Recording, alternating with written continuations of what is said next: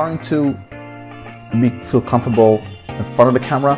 So I spoke to a number of Finnish people's representatives and organizations. So let's go. Keep breathing life with Kiauda. Hold on to your aina for the next generation. Continue your national aspirations with Menamuria. Keep playing the pife in Brazil. Keep throat singing in Russia. And keep the round dance going, my North American family. This is a time where we widen the circle of opportunity and deepen the meaning of our rights. We have an endangered species. Usually, you have to approach very slowly. Because the declaration is more than the minimum standard. It is a map in the stars where we can realize the dreams of our ancestors.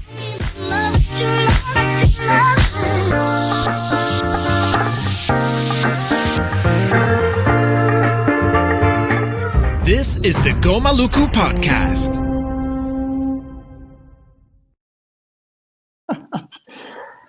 Hey, what's up, everyone? Gazali O'Reilly here with episode 3 of Go Maluku Live with Ruth. She just came home, doing her makeup right now.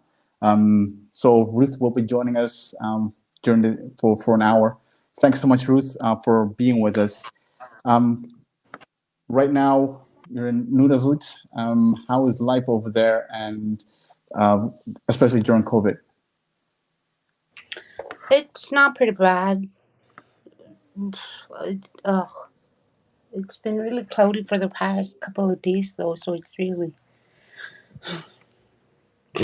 boring, but pretty good. Or before we start in diving deep into your do-it-yourself Pepsi commercial, what else did we talk about? Can we talk about your there you go, yeah, product placement as well?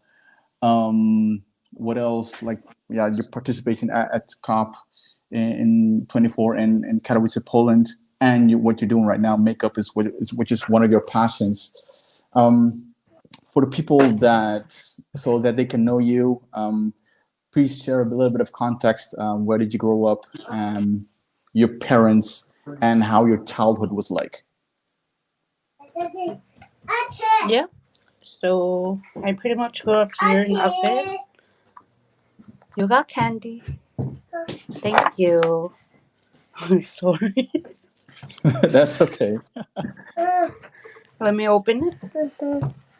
Hi. Hi. Hi. How are you doing? Oh. Hi. Go cupcake. Go cupcake. Hurry up. Here, garbage. Thank you.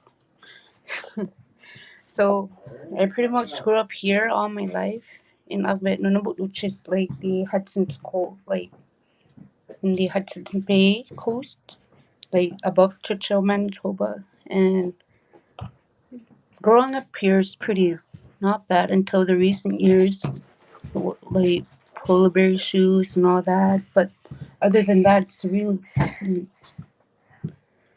I love all that. And the places we got to go, or the places we were able to go.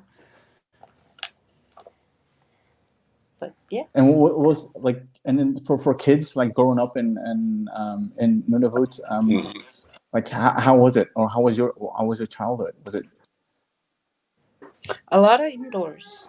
I remember every summer we would go to my grandparents' cabin or out on the land where they grew up.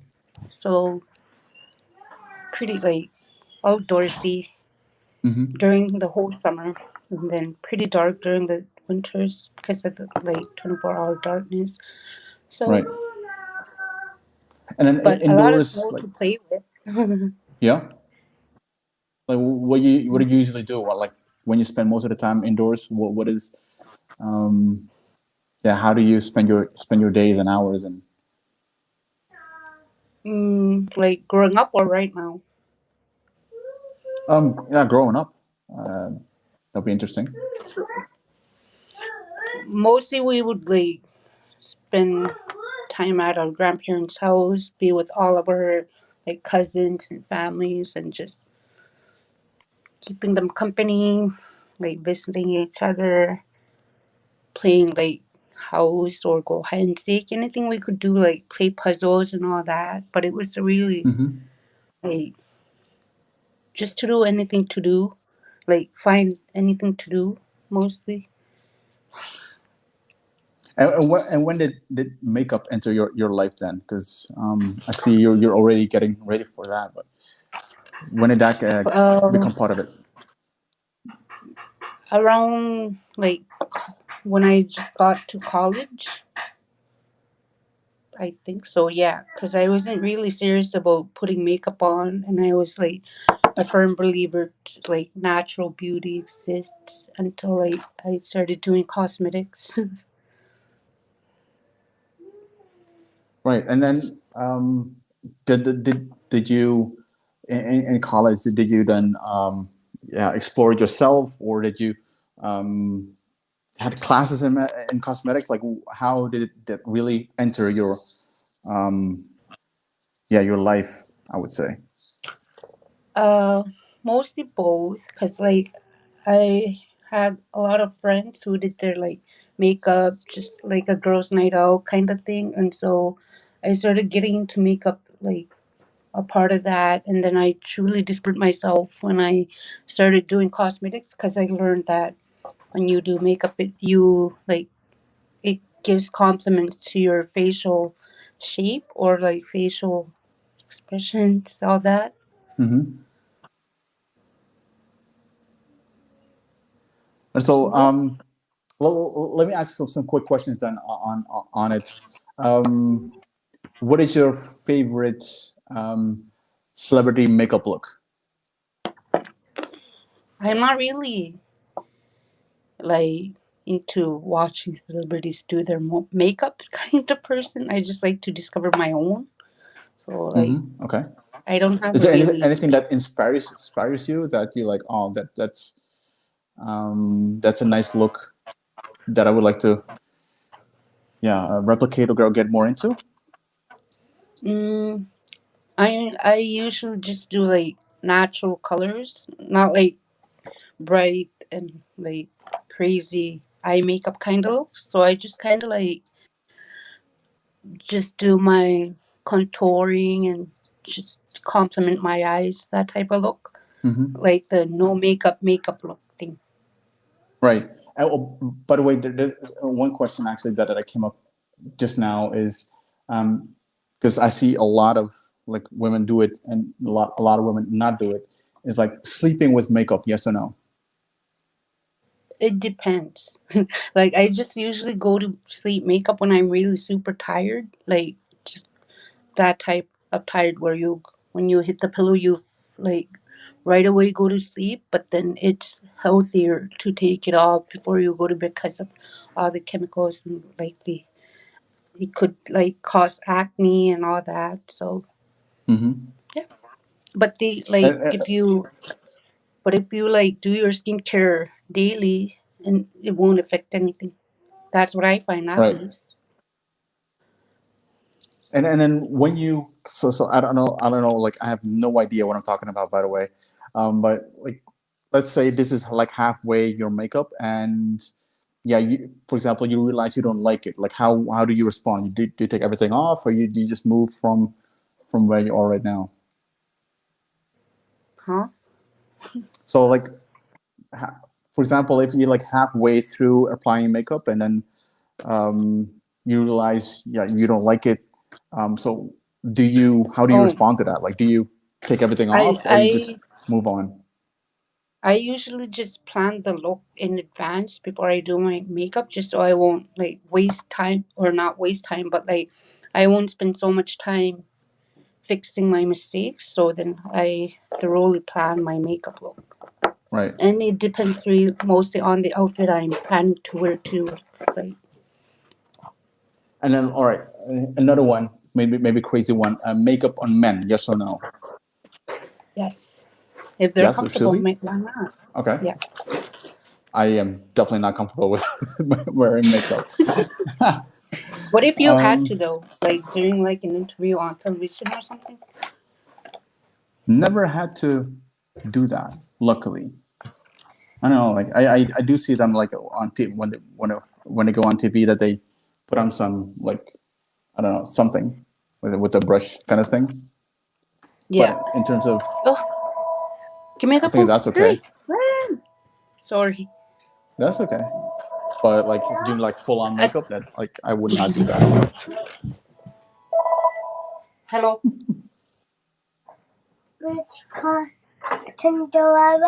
Bye. Yeah. Sorry, someone dialed the wrong number.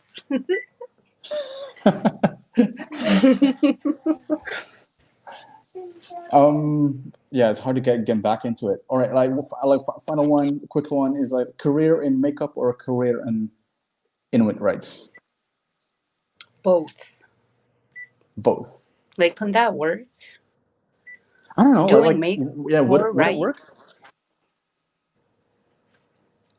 I'd say Did so. you? And how do you see it? Because I'm almost interested in like in what makes people thinking like outside of the box. Like if they think that a combination of the two is possible. Have you ever thought about that? But then again, how would I have time to do both? Like, doing your makeup is like this peaceful, spend time to yourself kind of thing, or for me. Mm-hmm. And then working for rights, you involve a lot of like interacting with people. So yeah. Could you do it like like makeup as in applying makeup to people, and then as a like a do the rights on the side, or do the rights first and then do the makeup as a side hustle? Hi. Where that is. I don't know. Yeah, very interesting actually. The comment, like I would love to see a combination of that. Yeah, probably like working on rights, like when I imagine myself if I work for the rights, I would like spend more time doing makeup with the person I'm working with at the rights. Like, do a little bit of both each time. Right.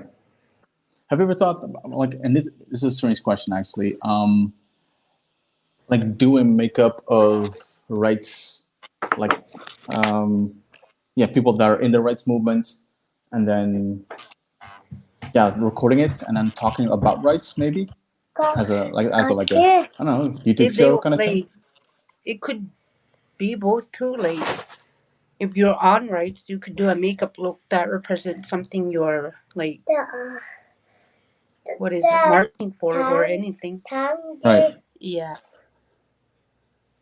And Yeah, I think then like exploring makeup looks to go with the protest or like whatever you're doing in your rights, like right. job. Okay. Yeah. Now I get it. Yeah. Because it's not so much like the beauty side of things, but like more different kind of makeup. Like is it okay? Yeah. That's what, Oh, please. Sorry. Mm.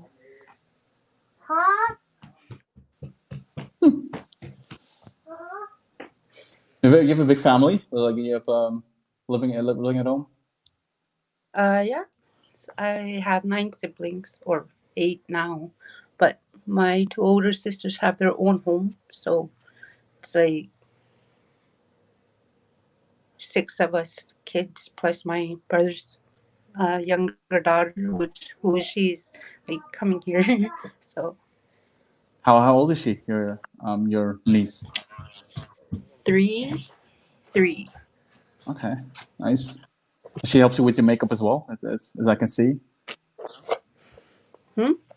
She helps you with your makeup as well.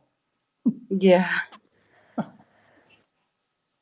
So I think if I can ask you a little bit, and maybe also talk a little bit about checking my thoughts on it as well, because for me, like I'm more interested, and you talked about it before as a little bit as well. Like for me, it's like I'm more interested in the person behind the makeup So, which prompts me more than once to say like, you don't have to wear makeup.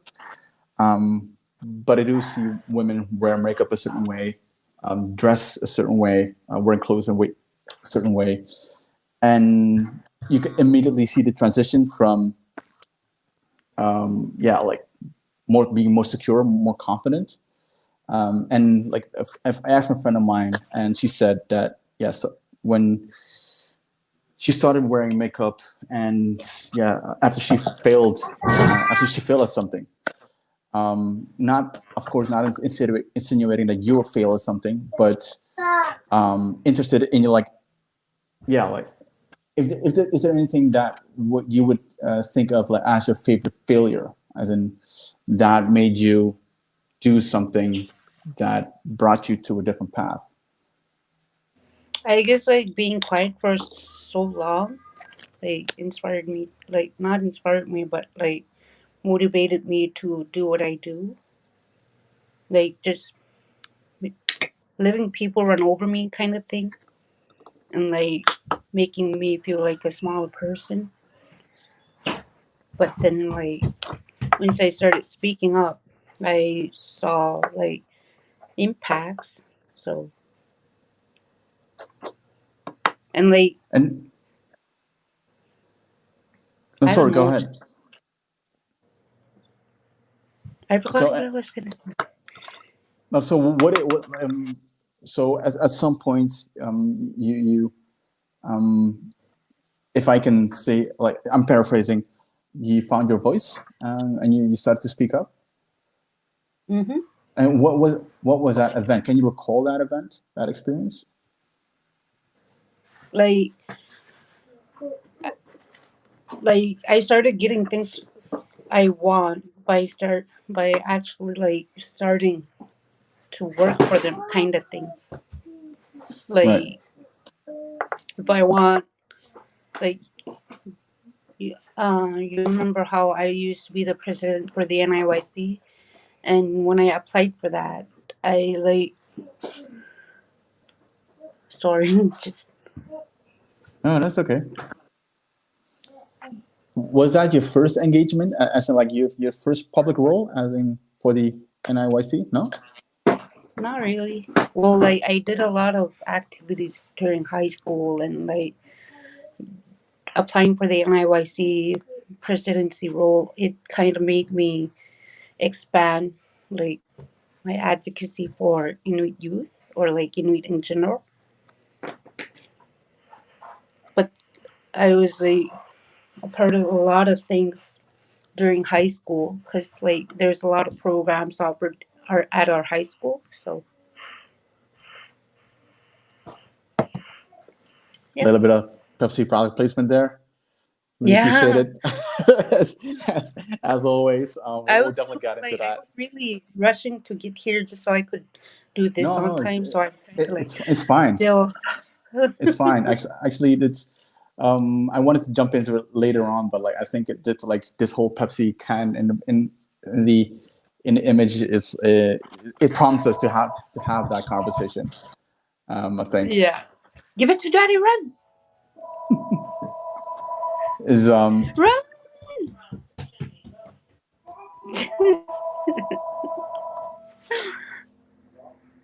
yeah. So what's so we'll jump into NIYC a little bit later on, but like we obviously met COP 24 Katowice, Poland. You came in as the NIYC, so the National Inuit Youth Council president, is it, or chair? Mm-hmm. As a representative. And what struck me immediately is the energy that you brought into the room, like energy, good humor, a healthy sense of humor, bringing laughs and giggles into meetings and into conversations. And I think that also like lit up some conversation actually that needed to be lit up. So definitely respect and thank you so much for that. Yeah, you guys too. On Sunday, and I think like before, like so we had like 2 days of preparation before the 2 weeks of negotiations. And on a Sunday, Mm-hmm. I recall that we had two things coming up: a meeting with the President of the General Assembly of the United Nations, and also like the indigenous peoples had to present their collective statement at the plenary session with all these governments. So Ruth, how did you do it actually? Because you got into both. You did get to read the statement in front of the Conference of Parties, and you got into a meeting with the President of the General Assembly. Like, how did that happen, and how did you feel? I didn't back then. I didn't really felt the excitement just because I was in a chill mode all through that time because that was my first time joining a COP conference once again. But because I was still processing through the process, how the whole COP works, how the whole government works, and what these people do, that kind of thing.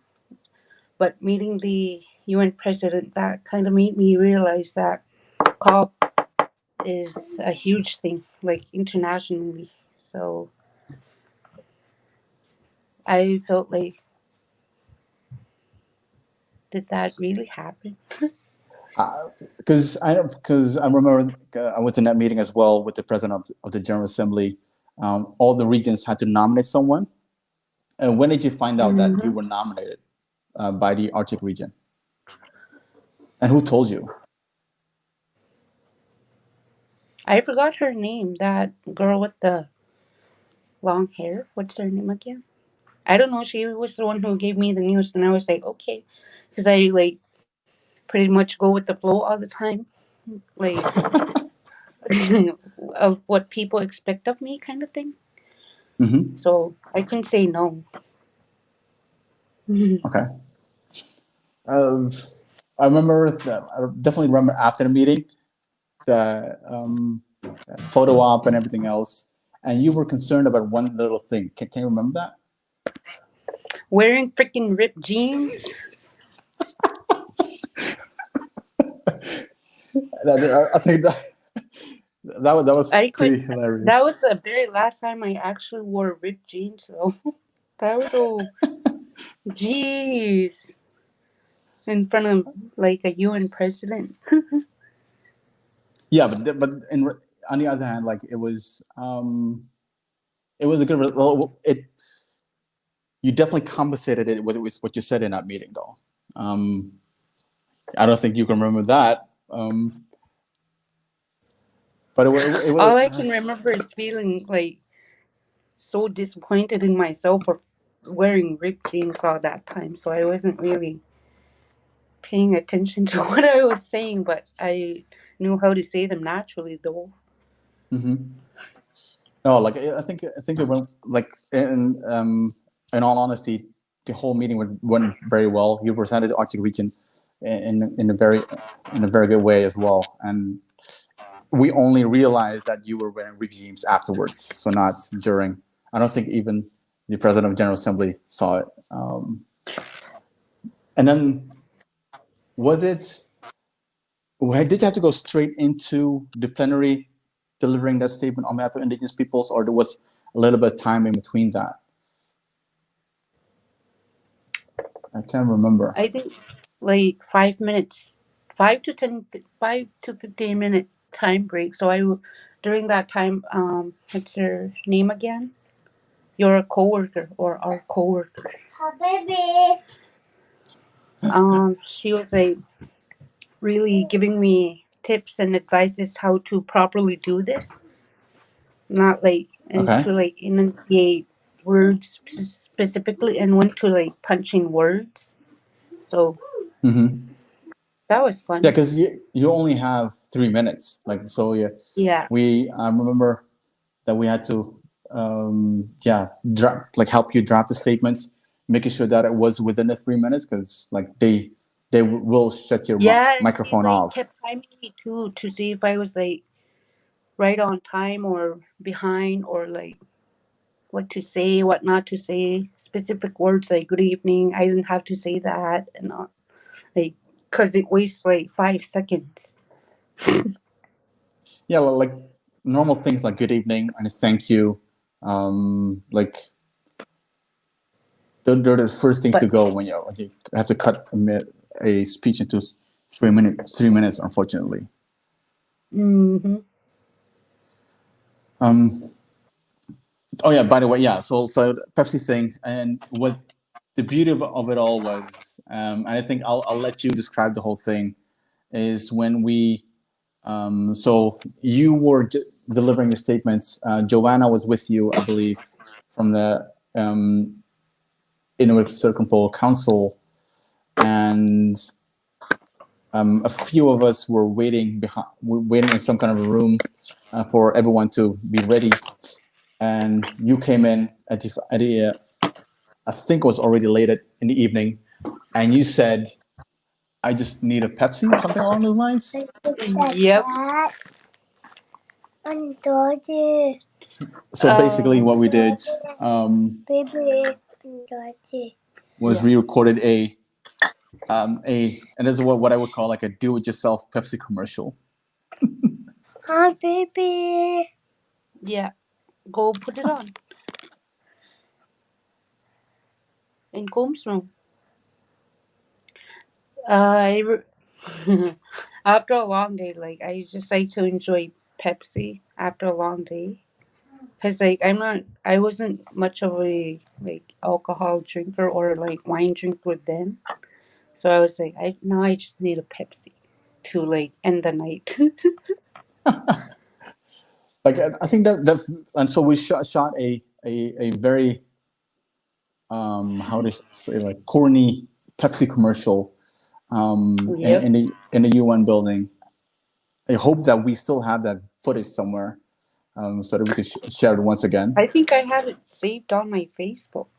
Oh, please, yeah, like we should share again because it's like the thing is like if you don't know the context, you will find it funny, but not really haha funny. But if you know the context about like how it came about, then you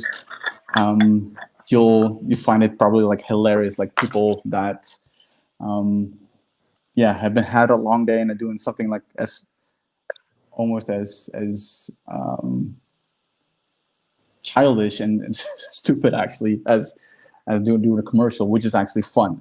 I had a lot of fun doing it. We had like I don't know 12 takes, 15, and mostly because of my lack of bottle throwing skills. I only had one task, which was I didn't actually throwing a open bottle, the and bottle of Pepsi until like the next day at my hotel because like I was super scared it was like going to explode when I finally opened it. oh yeah, because I had to like throw it like 12 times. So that probably was a lot of like probably would explode as soon as you'd open it. So good thing that you did do that.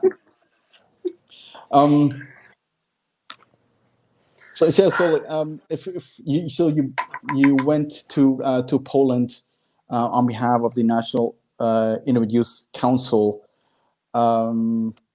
as a chair, pretty relaxed in everything, like throughout. Like, was it like 2 weeks? How long did you say? Like 1 or 2 weeks? 3 weeks of lack of sleep and poor like meal planning.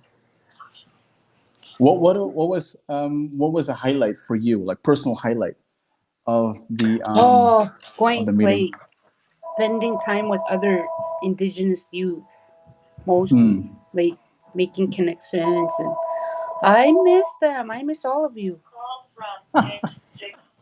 Sorry. Hello.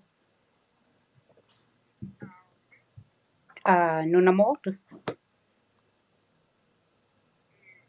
Bye. Bye.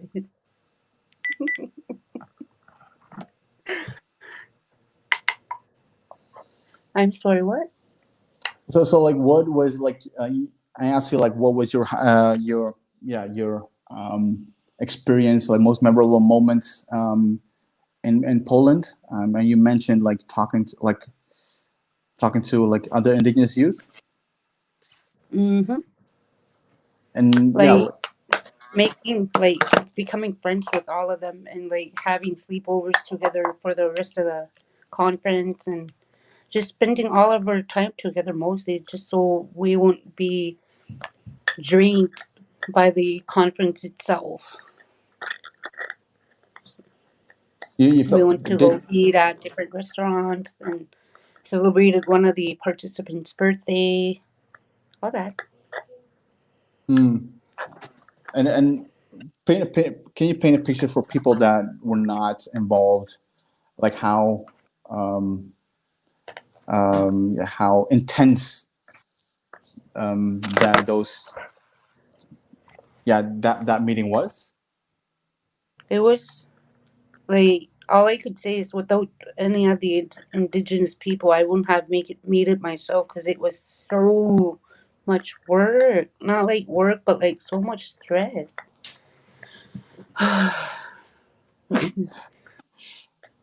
Just because like we're still behind from from governments, like still barely involving indigenous perspective and all that, and like having to do all the work as if we just like joined the conference for the first time, that type of thing.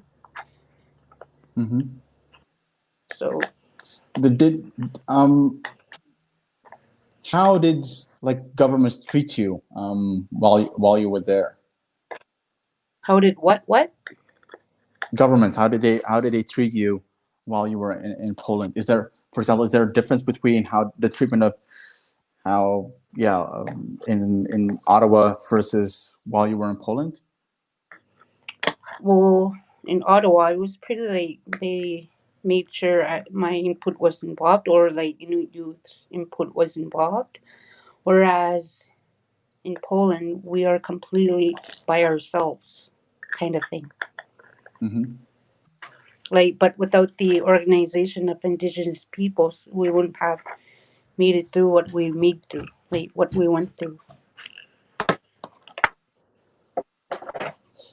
And you stayed in, because I remember that I was staying not so far away. I was like only like 15 minutes away from. I hated that part. The freaking bus ride. Waste of my time. Just kidding. But still, like, the only reason why I had lack of sleep during those whole 3 weeks I was there is because of the freaking, like, location. Yeah, because the meeting was in Katowice, and you were saying Krakow, I believe, and that's like an Yeah. hour and a half by bus, hour and a half if you're lucky. And so just so people know that every day we had a coordination meeting of Indigenous peoples at 9 a.m. in the morning. And we'd have to leave like 7 a.m. just to catch the bus and go make it back to the building in time. So I would wake up at like 4 or 5 in the morning and go to bed around like 11, 12 or 1 in the morning. Right, yeah. And then after 3 weeks. Yeah, it's intense. Like from my personal experience, COPs, conference of parties, climate summits, they're the most intense meetings that I've participated in, because there's a lot happening, and then you're lucky if you get 4 hours of sleep a night. So yeah, in that sense, I definitely feel you how hard the whole, especially the commute thing is.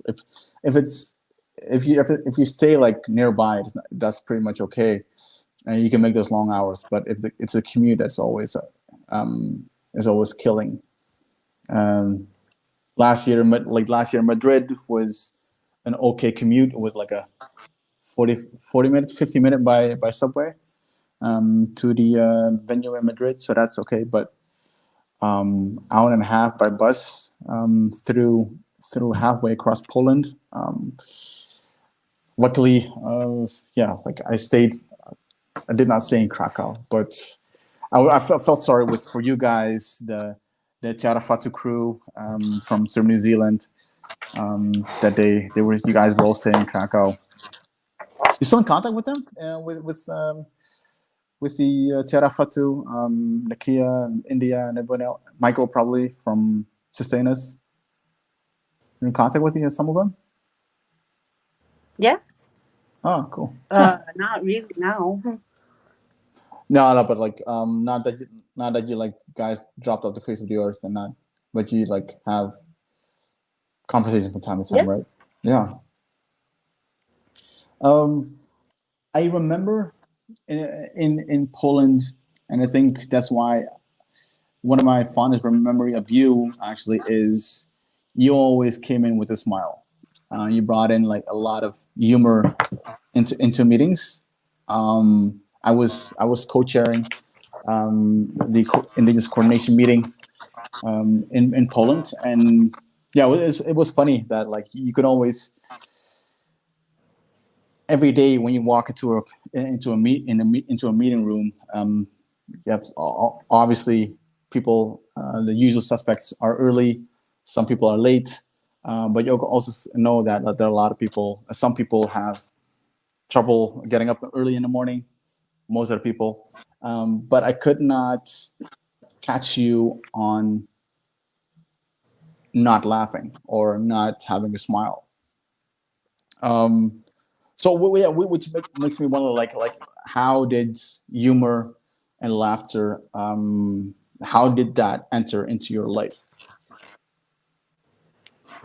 Basically, I just tried to make a good experience out of my first cop. So like, and it's naturally who I am to always be that person. Like I find it so rude when people are all the time. So And then, like okay, sorry, go ahead. like the thought of working with other indigenous people, it just makes me like, you know.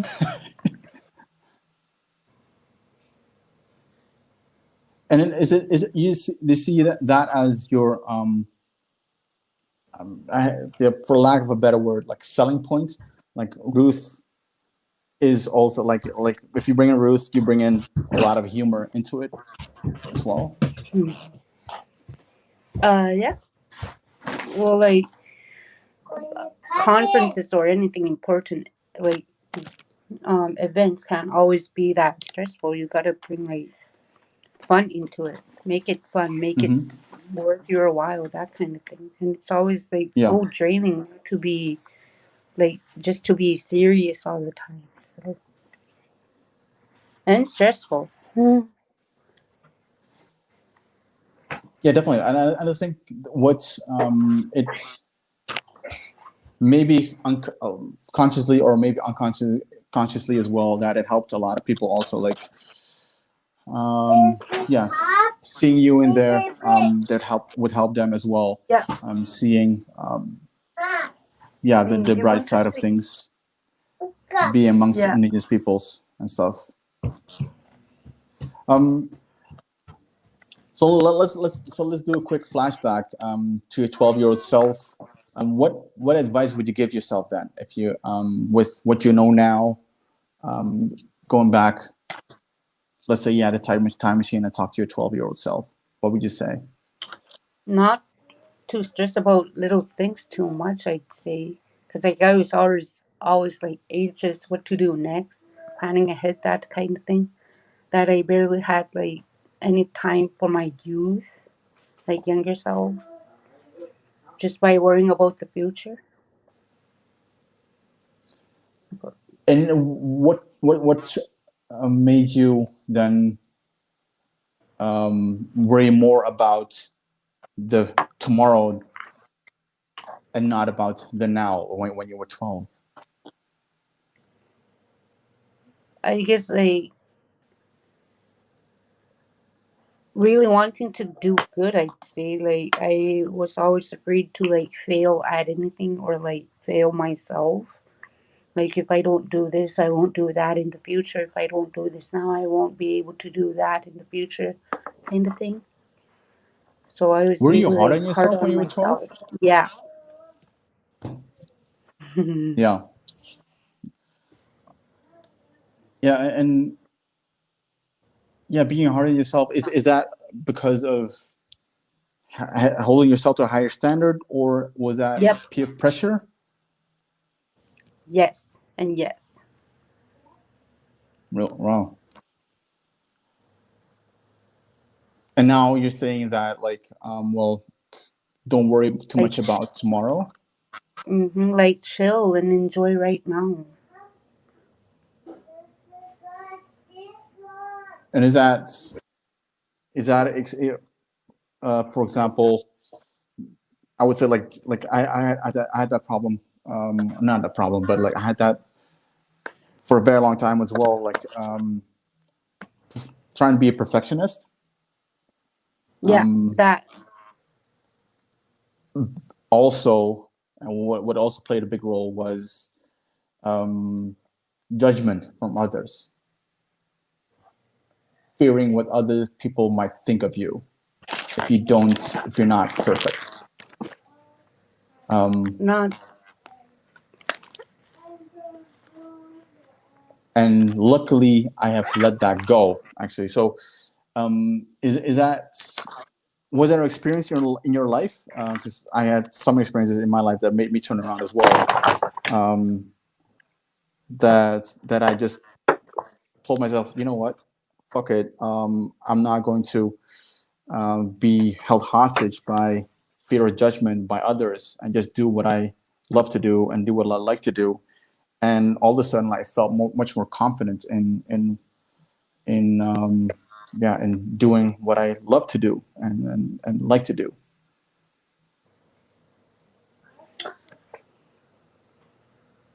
It was more really like, I'm doing this so that my friends can join me do this and we could work together to like resolve the issues we're facing, kind of thing. Because like I always pressured my friends to join me in like sports activities or after school programs and all that type kind of thing. So Yeah, like how I remember a quote that there was some conference, I think it was last year, and people look at you as a beacon of inspiration, and you said something along the lines of, I'm just a Inuit youth that is trying to find herself. yeah. Is that Well, something? yeah. Yeah. Sorry. Go ahead. No, go ahead. No, I find it very how should I put it? A very strong point. No, shoot, I don't know. I don't know how to say this, but it comes from a position of strength. Actually, that's what I'm trying to say. By putting yourself in a very, very vulnerable position, by saying like, "Hey, you guys, you see me as an inspiration, but I just came from a very adverse situation, from a very dark place, and I'm just trying to pick myself up by my own bootstraps. And what you're seeing is just me trying to get through it." Um, I think I'm just paraphrasing. Well, what am I interpreting what you said? And I think that is a very strong statement that a lot that it tells two things. One is that it's a situation that I think a lot of Indigenous youth particularly, are dealing with. Secondly, it is a high amount of self-love that makes you decide to say, like, hey, you know what? I recognize the situation. I'm in it. I want to get out, and I'm just doing this. So, like, I saw that quote, and this is what immediately went through my mind, interpreting what you said. And I just would like to know, like, First of all, obviously, am I right, or should I stand in the corner and uppercut myself for being wrong? And how do you summon that strength to say something like that on a podium? Well, it's kind of the truth, to be honest, because I was under a lot of stress just because I was a full-time teacher trying to still do my own thing, which is like advocating for Inuit youth or being the voice for Inuit youth. I got into a habit of that, like make it my life, not like life work, but like my everyday thing since I became like the president. But then when I became a teacher, I got even more stressed worrying about what kids go through, like starvation or like lack of support, all that. So I just like my stress levels were pretty much high at that time. So I was honestly just telling the truth. I didn't intend to be looked at as being inspirational or just like all that when I was just trying to like figure out myself, my mental health and all that. So yeah. But that was pretty cool. Like I'm glad I could help other people see their worth kind of thing. Is that something that you talk about mental health? Is that something that you would like to see more in the, for example, in amongst Inuits or in Nunavut, talking more about mental health? Is it are people talking about it? Maybe that's a better question. People are talking, but it's getting pretty slow to make the actions. I'm sorry, so they're talking about it, but they're not dealing with They it. are, but What it's pretty like slow process. Oh, okay. And what would you like to see?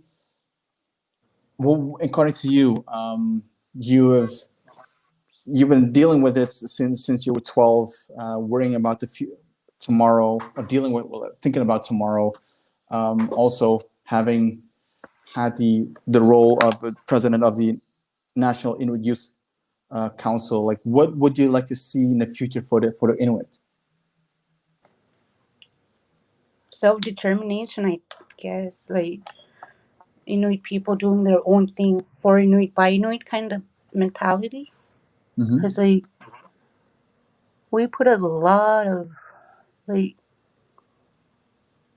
when how do I say this, like we just stay quiet when something bad happens to us, like not complain or anything, but we're so used to being silenced over the years of like colonization that we've become that silenced and not do anything about it and let it run over us and like that. But Would you like the Inuit, like yourself, find its voice again? yep. Like being able to step up and claim your self determination. Is that a right? I'm not trying to put words in your mouth. I'm just trying to Like like take understand what like the Inuit come from. taking their own like doing things for themselves instead of like letting people do it for them or letting organizations do them for them. Like do it the right way, our way, because we know best and like from experience and all that. So like Right. And is the pursuit of that, is that something that you would like to contribute to, or is that a life goal that you have? Like, what do you see yourself in that? I mostly see myself helping ish because Yeah, like we still have a lot to do kind of thing. So I sure. just want to like be involved in change or creating change. And then maybe this should be a standalone question. Sorry for including that in the previous one. What is your life goal? Like, does not necessarily have to do with rights or everything, but what is? Do you have one, and would you like to share it? Having a peace of mind, mostly, and like, Nice. and just start being nice to myself, because I still like expect like self high standards so much. So I Yeah. I'm doing so much better being nice to myself, because I like gaining confidence and all that. But like mentally and internally, I just like to quiet my mind sometimes. And what do you? I can. What do you do to quiet your mind?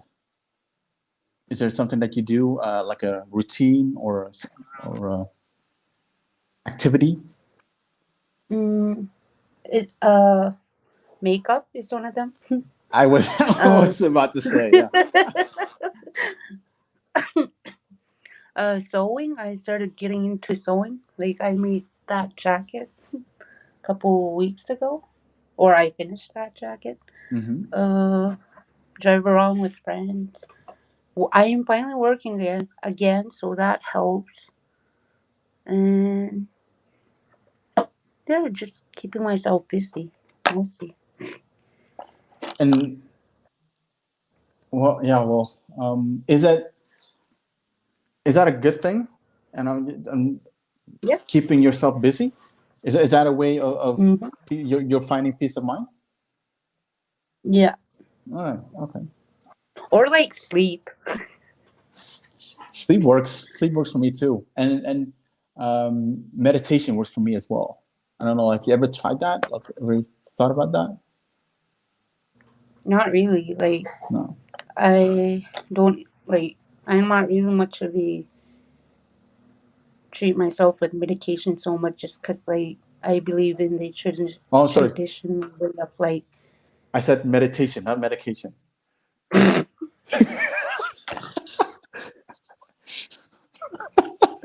No, medication. No way. That's not me. Like, no, like, and not in a million years. So, I'm sorry about that.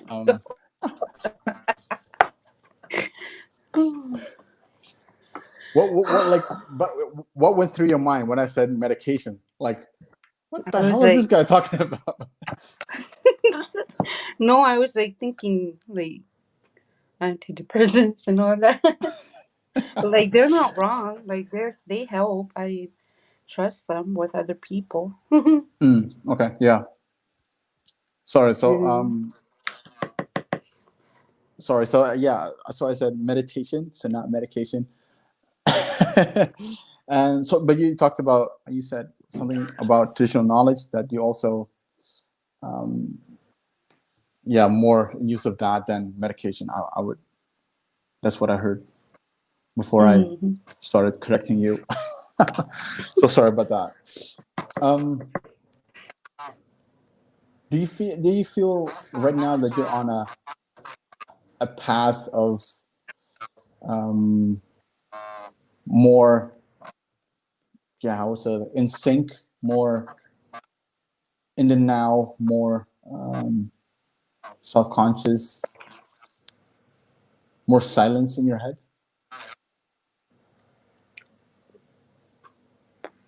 somewhat, yeah, because I'm multitasking, so that's keeping me busy. But like when I do my makeup, I pay very close attention to what I'm putting or where I'm putting makeup on my face, so that keeps me focused and out of my thoughts. So yeah. Right. So in a way, like it is also like a makeup is also kind of a medication. It's medicine in a way. Yeah. And Is there anything, because you've been active, you're doing a lot of things. Are there any people, men or women, inside Inuit or Nunavut or outside, that inspire you? Maybe people that have carved a similar path like yourself? A lot of people actually, like a lot of Inuit, they don't get recognized a lot for what they do, the heart, like sweat and tears they put into their work. So, like, Any shout outs? Anything that you, any people that come to your mind that you would like to pay, respects to or recognize for their hard work? we'd be here for like another 2 to 3 hours if I were to do that. But like, I don't know, anyone who like, especially the people who like has a full-time job, supports their family, is the head of the family, works, grinds, and like hard work to do what they do for the bitterness for their family, that type of thing. Like my Mm-hmm. mom or Yeah, like my parents. they're your heroes, your parents, your mom and your dad. Yeah. What is the one thing that you recognize in yourself that is also like a traits of your mom or your dad?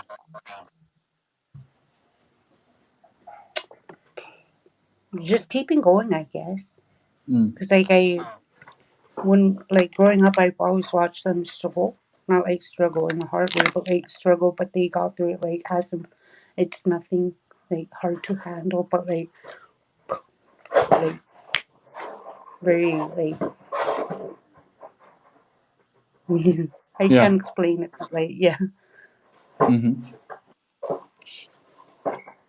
Yeah, I think.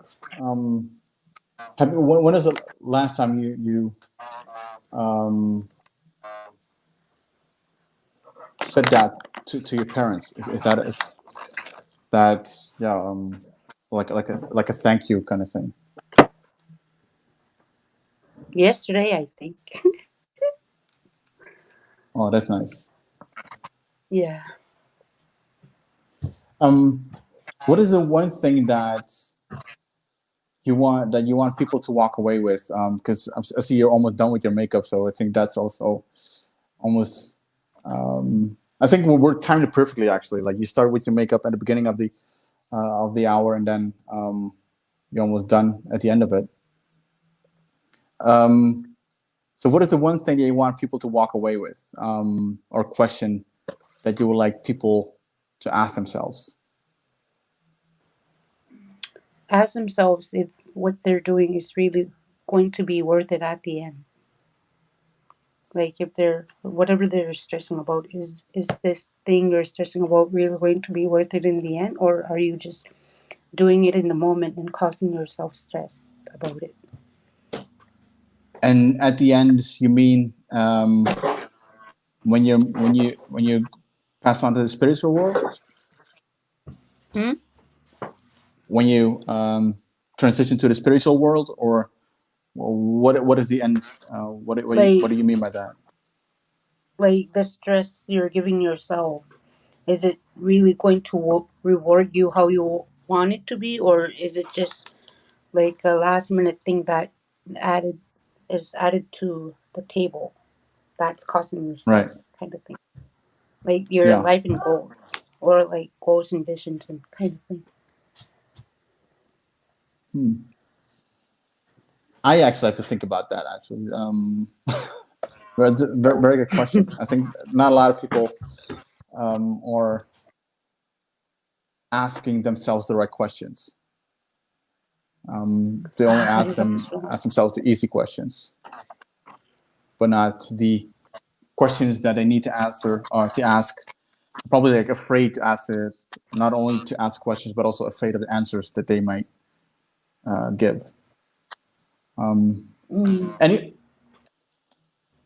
Any final thoughts, Ruth? Thank you so much for doing this. I know you're a busy lady, new job, family, dealing with everything. Really appreciate it. Any final things that you say, like, oh my God, like why didn't we talk about it, or something that I missed? Mm, I don't know. I just kind of feel like if everyone's doing okay with all the like isolation or like staying home or like the COVID thing, if everyone's like okay, like physically and mentally, because Mm-hmm. I was like inside the house for like 5 months since April, so just a checkup. Do you check up with people as well? Yeah. Cool. Yeah. Well, definitely love to let's check up later again. Check in. Sorry, check up. Jeez, you're not a car. Well, yeah. Let's check in. Yeah, in a couple of months. Let's talk to more about makeup and other stuff that you're into, and hopefully, you're further down the path you started. Thank you. Ruth, thank you so much for being with us, and hope you. I think it's getting evening over there. It's close. It was getting close to the evening, end of the afternoon. Yeah. So appreciate it for your time, and have a great day. You too. Thanks.